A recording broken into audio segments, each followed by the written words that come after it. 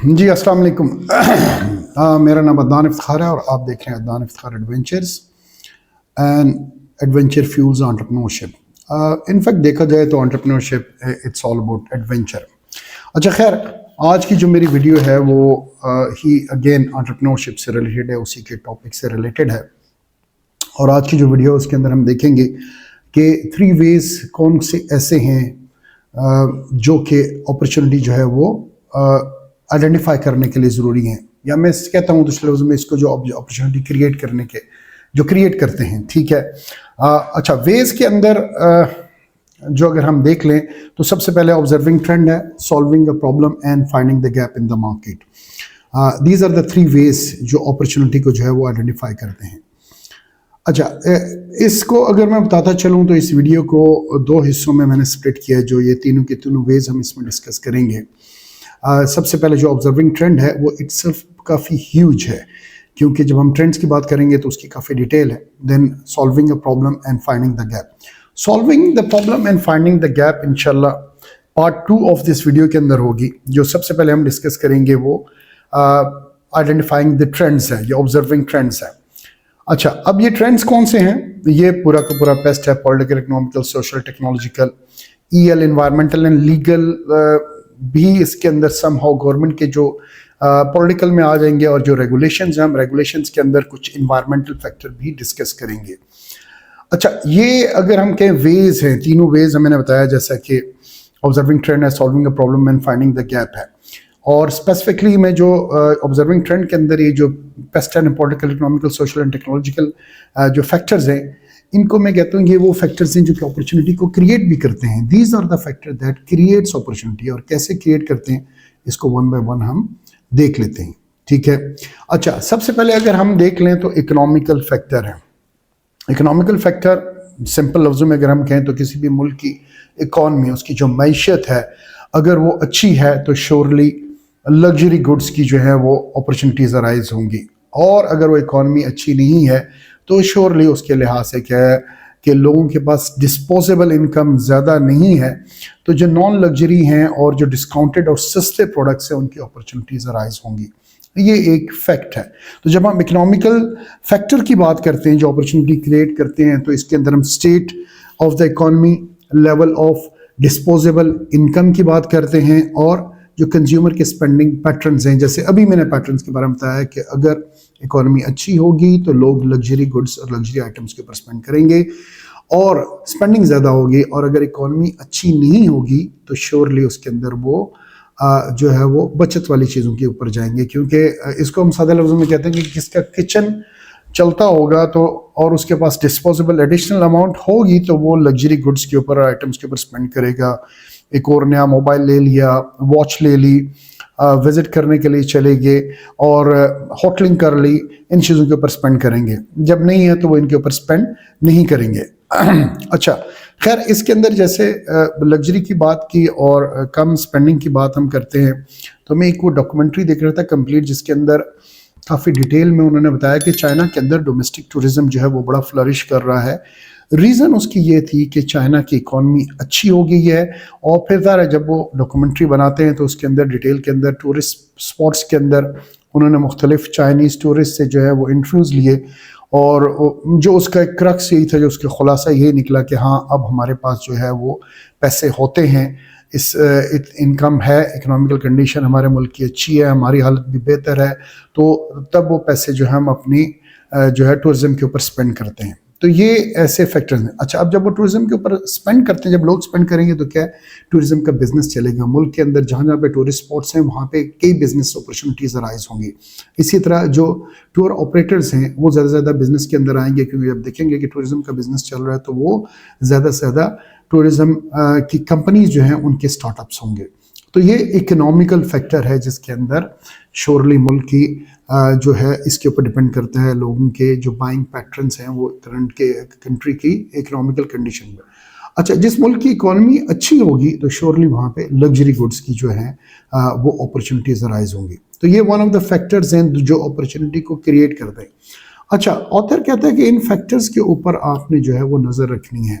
Let's say कि अगर आप में देखना है कि कौन सा ऐसा फैक्टर है जिसने अपॉर्चुनिटी को क्रिएट किया है, जिस अपॉर्चुनिटी को आपने ग्रैब किया है, और आप ये देखते हैं कि वो फैक्टर कितने अरसे के लिए रहेंगे। ठीक है, ये आगे मैं चल के इसकी एग्जांपल बताऊंगा कि जैसे लेट से मैं अगर बता देता हूँ कि एग्जांपल है कि कोई भी ऐसी गवर्नमेंट है जो कि टेक्नोलॉजी के एडवांसमेंट के ऊपर ज़्यादा इन्वेस्टमेंट करती है, तो आप देखते हैं कि ये फैक्टर पॉलिटिकल चेंज की वजह से आया है, और हो सकता है कि नई गवर्नमेंट आए तो वो टेक्नोलॉजी के ऊपर ज़्यादा इन्वेस्ट ना करे, या फिर जो करंट टेक्नोलॉजी है उसको कोई भी सिक्योरिटी रीज़न बना के उसको ख़त्म भी कर सकती है। तो ये इस लिहाज से आप उस पर नज़र रखते हैं कि ये फैक्टर्स कौन से ऐसे फैक्टर हैं जिनकी वजह से अपॉर्चुनिटी क्रिएट हुई है, और वो फैक्टर जब चेंज होंगे तो आपकी अपॉर्चुनिटी ख़त्म हो सकती है। अच्छा, एक तो ये पॉलिटिकल चेंज है, और वहाँ से एक टेक्नोलॉजिकल एडवांसमेंट की वजह से आपकी एक टेक्नोलॉजिकल स्टार्टअप आपने बनाया, लेकिन टेक्नोलॉजिकल चेंज की वजह से भी नई लेटेस्ट टेक्नोलॉजी है तो आपका अगेन वो स्टार्टअप फेलियर भी हो सकता है कि आपने जो ही स्टार्ट किया उसके बाद साथ साथ ही टेक्नोलॉजी चेंज होगी, तो आपको भी अपने आप को चेंज करना पड़ेगा। खैर, ये तो एक बीच में है कि ये जो फैक्टर्स हैं इनके ऊपर लाजमी आपने देखना होता है कि इन फैक्टर्स से कौन से फैक्टर से अपॉर्चुनिटी क्रिएट हुई है। खैर, अभी तक हम जो देख रहे थे वो इकोनॉमिक है, इकोनॉमिक मोस्ट पब्लिक कंट्री की इकोनॉमी के ऊपर है। जो सेकंड फैक्टर है इसके अंदर है वो सोशल है। अच्छा, अब सोशल फैक्टर के अंदर खैर बहुत सी ऐसी अपॉर्चुनिटीज़ इससे भी अराइज होती हैं, लेकिन सोशल फैक्टर क्या है कि लोगों की जो है वो कल्चरल शिफ्ट, कल्चरल चेंज के ऊपर हम बात करते हैं। ठीक है, जो डेमोग्राफिक शिफ्ट है किसी भी मुल्क के अंदर उसके ऊपर हम बात करते हैं। जैसे कि बाज़ कंट्री के अंदर एजिंग पॉपुलेशन है, जैसे जर्मनी का मैं देख रहा था कि जर्मनी के अंदर जो 60% पॉपुलेशन है वो अबव 60 है, 60% पॉपुलेशन अबव 60 है। और 4-5 साल पहले की जो रिपोर्ट थी कि जर्मनी को 10 लाख लोग चाहिए जो कि काम करें और जो लोग पेंशन वाले हैं ताकि उनको वो पेंशन दे सकें। तो ये सम सॉर्ट ऑफ प्रॉब्लम्स भी हैं, but these are the social trends जिसकी मैं बात कर रहा हूँ कि ये वो सोशल ट्रेंड्स हैं जिसके अंदर ये डेमोग्राफिक फैक्टर्स हैं। डेमोग्राफिक फैक्टर्स के अंदर एजिंग पॉपुलेशन की है। अच्छा, जो सोशल ट्रेंड की अगर हम बात करें तो जैसे अगर मैं कहूँ पिछले 15-20 साल के अंदर 2 डेकेड्स के अंदर पाकिस्तान के अंदर जो सोशल चेंज आया है सोसाइटी के अंदर, और अगर मैं ईटिंग बिहेवियर की बात करूँ तो लोग फास्ट फूड की तरफ जो है वो ज़्यादा शिफ्ट हुए हैं, मूव हुए हैं। 20 साल 22 साल या 25 साल पहले आपको इतने फास्ट फूड पाकिस्तान के अंदर नहीं नज़र आते, फास्ट फूड चेन्स नहीं नज़र आती हैं जो कि अब हैं।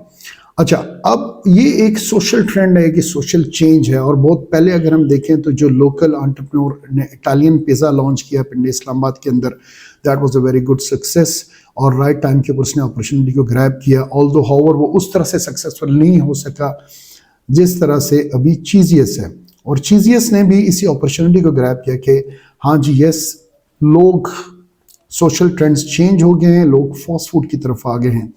लेकिन चीज़ियस की one of the good competitive advantage है कि fast food with the traditional test. ठीक है, पिज़्ज़ा है लेकिन श्योरली पिज़्ज़े के अंदर जो टॉपिंग्स हैं और जो उसके फ्लेवर्स हैं वो उसने साथ एक ट्रेडिशनल टच दिया है जो पाकिस्तान के अंदर लोग लाइक करते हैं। तो खैर चीज़ियस उसके ऊपर हम फिर इंशाल्लाह तबसा करेंगे, but these are the opportunities जो चीज़ियस की आई, लोकल इटालियन पिज़्ज़ा की आई, और जो लोकल फास्ट फूड की तरफ है। ठीक है, जो जिन्होंने अपने बिजनेसेस को शिफ्ट किया या नए स्टार्टअप्स किए वो इस सोशल चेंज की वजह से हैं।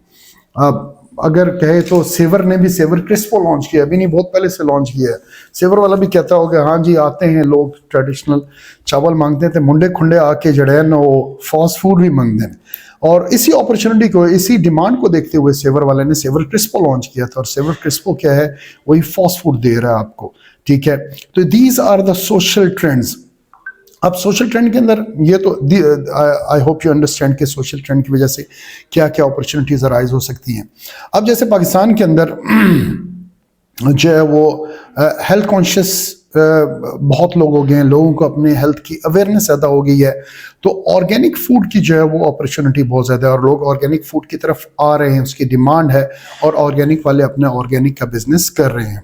इसी तरह जो है वो प्लांट बेस्ड डाइट के ऊपर है और इसी तरह मल्टीपल आप फेसबुक पे भी ऐड देखते हैं कि बात सिर्फ आपको जो है ना वो डाइट प्लान दे रहे हैं और वो डाइट्स प्रोवाइड कर रहे हैं, ठीक है, कि ये आप की जो है वो डाइट प्लान जो है हम देते हैं according to your BMI, body mass index के अकॉर्डिंग।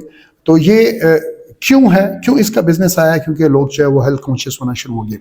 अच्छा, इसी हेल्थ कॉन्शियस होने की वजह से जो फिटनेस सेंटर्स हैं, फिटनेस क्लब हैं या जिम्स हैं, इसकी भी आप देख रहे होंगे कि बहुत ज़्यादा जो है वो डिमांड बढ़ना शुरू होगी और बहुत से नए स्टार्टअप ऐसे हैं जो कि अपने जिम्स को ओपन करें और जो करंटली हैं वो अपनी 1 2 3 चेन ऑफ द जिम्स जो है वो बना रहे हैं।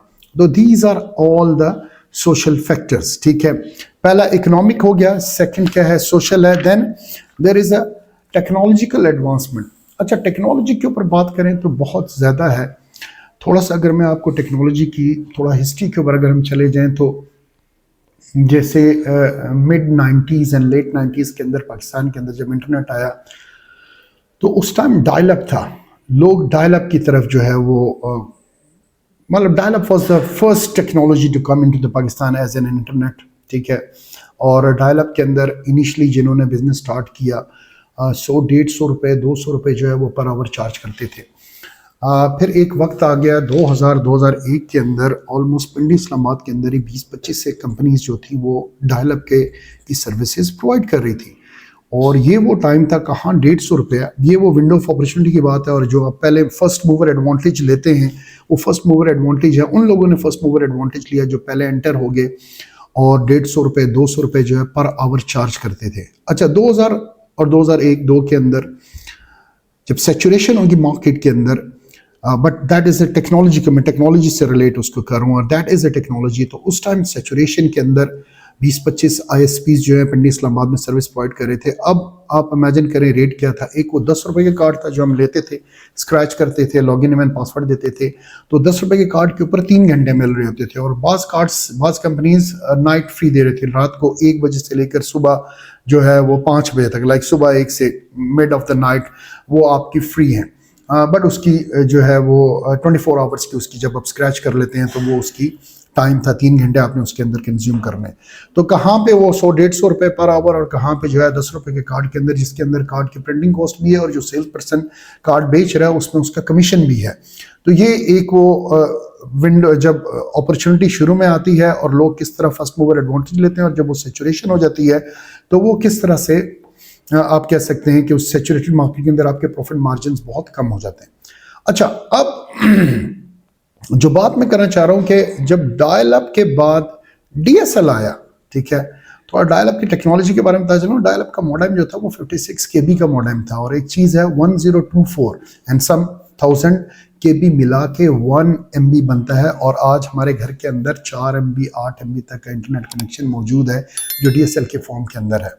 अच्छा, जब डायल अप के साथ साथ DSL आ गया, ठीक है, तो companies and domestic user shift हो गया टूवर्ड द DSL। और अगेन वही बात है, DSL जो चार्ज करता था दे चार्ज वेरी हैविली। और DSL की जो शुरू में कंपनी थी दैट वाज अ माइक्रोनेट ब्रॉडबैंड जिसने पिंडी इस्लामाबाद के अंदर लॉन्च किया। तो वो 1 घंटे के वो वॉल्यूम बेस्ड था, 4 से 6 GB के पैकेज वो मंथली सेल करते थे। और उस टाइम पे जब इनका पैकेज आया तो 6 GB का पैकेज है, 6 GB वॉल्यूम आप कंज्यूम करेंगे तो वो 8 से 10 हज़ार रुपये का था। और most of the time companies के जो है वो 6 GB से ज़्यादा ही GB लग जाते थे। और एक company eventually by the end of the month पूरे कंपनी को एक लॉगिन देते थे, पासवर्ड होते थे जिससे आप अपनी GB को मॉनिटर कर सकते हैं। आपके 6 GB का पैकेज ख़त्म हो गया तो कॉर्पोरेट के पास ये ऑप्शन होती थी कि उससे ज़्यादा कंज्यूम वो कर सकता है और पर GB उनके चार्जेस होते थे। तो by the end of the month एक कंपनी ने 6 नहीं है 6 की जगह 10 GB यूज़ किया है तो उसका बिल 10 GB कंजम्पशन के लिहाज से बनता था। और डायल अप कंपनीज अप्रॉक्सीमेटली 10 से 12,000 14,000 रुपये उसको 10-12 GB के यूज़ करने की चार्ज करती थी, ठीक है। Again Micronet was the first to move into this area. Micronet broadband ने यहाँ पे लॉन्च किया और उसने ह्यूज प्रॉफिट मार्जिन कमाए। तो बट ये मैं कह रहा हूँ टेक्नोलॉजिकल चेंज की वजह से अपॉर्चुनिटीज अराइज हुई, ठीक है। और जो लॉस थे पुराने डायल अप कंपनीज वो एक बहुत बड़ा फेलियर हो गया और उनको अपने इवेंचुअली अपने बिजनेसेस क्लोज करने पड़े, ठीक है। और वाकई उन्होंने क्लोज किया, जो डायल अप का सेटअप था वो कंपनीज को बंद करना पड़ा, क्योंकि वो सेटअप ओल्ड टेक्नोलॉजी थी, उसकी कोई भी डीएसएल के अंदर नई टेक्नोलॉजी में उसका कोई अमल दखल नहीं था कि नई टेक्नोलॉजी में वही पुराना सारा सिस्टम आप लगाएं। वो सिस्टम ही डिफरेंट था और ये सिस्टम डिफरेंट था, तो वो उस टेक्नोलॉजिकल चेंज की वजह से पुरानी कंपनीज को क्लोज करना पड़ा, लेकिन नई अपॉर्चुनिटीज़ अराइज और नई कंपनीज ने जो है वो बिजनेस किया। तो ये वो एक टेक्नोलॉजिकल ऑब्जर्विंग ट्रेंड्स है ना, तो ये टेक्नोलॉजिकल चेंज की वजह से अपॉर्चुनिटीज क्रिएट होती है। मैं इन ट्रेंड्स को कहता हूं कि ये वो फैक्टर हैं, these are the factor which creates the opportunity. अच्छा, अब टेक्नोलॉजिकल की जो करंटली हम बात करेंगे तो खैर एक हिस्ट्री है उसके अंदर जो उसमें बताया कि अपॉर्चुनिटीज क्या राइज होती है। इसी तरह 5 रुपए के पीसीओ थे, वो भी बड़ी अपॉर्चुनिटी है। फिर जब 3 रुपए का कस्टमर सर्विसेज और कॉल आना शुरू हो गई, 3 रुपए पर मिनट, वो दौर भी हमने देखा, और कस्टमर सर्विस सेंटर उनको कहते थे, और पीसीओ आगे 3 रुपए के रश लगी होती थी, 12-12, 14-14 लोगों के कैबिन्स बने होते थे जहां पे लोग जाते थे, कॉल करते थे, और पर मिनट जो है 3 रुपए उनको चार्ज होता था। फिर अगेन जब 2004-5 के अंदर जनरल मुशर्रफ के दौर में एफडीआई, फॉरेन डायरेक्ट इन्वेस्टमेंट आई, टेलेनोर ने भी लगाया, जोंग ने पाकटेल को एक्वायर किया, तो जब सेलुलर कंपनीज आ गई तो वही 1 रुपया 20 पैसे के अंदर वो उन्होंने इसको चार्ज किया पर मिनट। तो वो पहले 5 रुपए वाले पीसीओ खत्म हुए, ओल्ड टेक्नोलॉजी, जो नए 3 वाले आए वो भी वक्त के साथ साथ क्या हो गए, खत्म हो गए, क्योंकि नाउ सेलुलर कंपनीज आ गई, और सेलुलर कंपनीज जब चार्ज कर रही है 1 रुपया 20 मिनट में पर मिनट, तो वो 3 रुपए वाले के पास तो कोई भी नहीं जाएगा। अच्छा, वो ये ट्रेंड्स हैं। ट्रेंड्स में जो टेक्नोलॉजी की हम बात कर रहे हैं, ठीक है, जैसे डीएसएल की मैंने बात की, डायल अप की बात की, देन डीएसएल आ गया। इसी तरह सेलुलर कंपनीज के अंदर 5 रुपए पर मिनट पीसीओ, फिर 3 रुपए पर मिनट पीसीओ, और फिर जब सेलुलर कंपनीज आ गई, लोकल यू फोन है, जोंग ने पाकटेल को एक्वायर किया, ये सारी चीज़ें, ये मैं ट्रेंड्स को बताना चाह रहा हूँ। अच्छा, हम बात कर रहे थे इकोनॉमिक, हमने बात की सोशल की, टेक्नोलॉजिकल की बात कर रहे थे, और ये DSL and dial up technology की है। अब जो करंट जो टेक्नोलॉजी की अगर हम बात करें तो यस, एआई, आर्टिफिशियल इंटेलिजेंस, और रिसेंटली जो सब दुनिया ने देखा कि चैट जीपीटी और जो डीप सीक चाइना ने टेक्नोलॉजी दी है, इसने पूरे कह सकते हैं कि बहुत बड़ा एक तूफान सा बर्पा कर दिया टेक के दौर के अंदर, और काफ़ी शेयर प्राइसेस जो हैं वो चैट जीपीटी के कम हो गई हैं। खैर उसका एक कंपैरिजन है, सब आप लोगों ने देखा कि वो 2022 के अंदर बनी, और कितनी जल्दी एक कंपनी ने, चाइनीज़ कंपनी डीप सीक ने जो है वो चैट जीपीटी को, जो उसका पहला वर्जन लॉन्च हुआ डीप सीक का, उसमें काफ़ी टफ टाइम दिया और काफ़ी चीज़ें उसने चेंज की हैं। अच्छा, टेक के ऊपर अगर हम बात करें, जो आर्टिफिशियल इंटेलिजेंस की बात है, तो आर्टिफिशियल इंटेलिजेंस के थ्रू जो अब चैटबॉट्स हैं कस्टमर सर्विस सपोर्ट के लिहाज से, तो चैटबॉट्स की मदद से उसको इम्प्लीमेंट किया जा रहा है, और बहुत से कंपनीज चैटबॉट्स के ऊपर काम कर रही हैं ताकि कंपनीज को ये चैटबॉट्स दें जो कि वो लिंक कर लें, कनेक्ट कर लें अपनी करंट टेक्नोलॉजी के साथ, और वो आपको जो है वो सुपीरियर सर्विस क्वालिटी दें और कस्टमर सर्विसेज दें।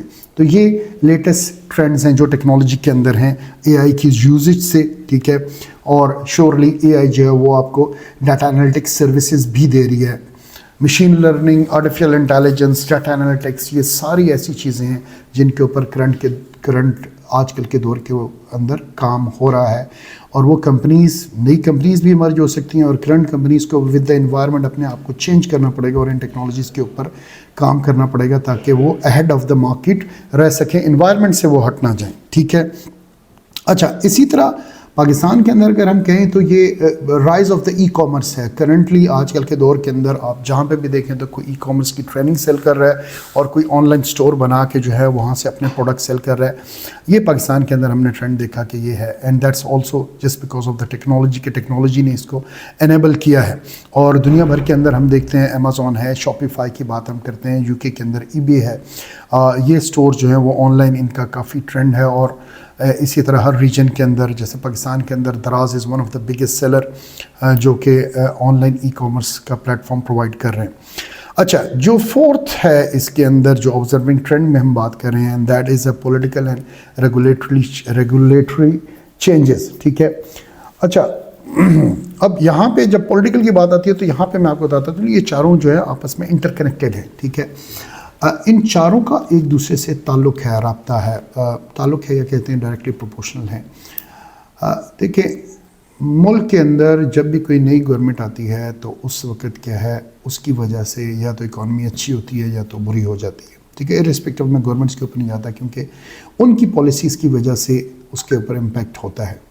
बाज़ गवर्नमेंट्स जो हैं वो टेक्नोलॉजी को बड़ी वेलकम करती हैं, एम्ब्रेस करती हैं विद ओपन आर्म्स, बाज़ जो हैं बड़ी रिलक्टेंट होती हैं और बड़ा स्लो जो है वो अडॉप्ट करती हैं टेक्नोलॉजी को।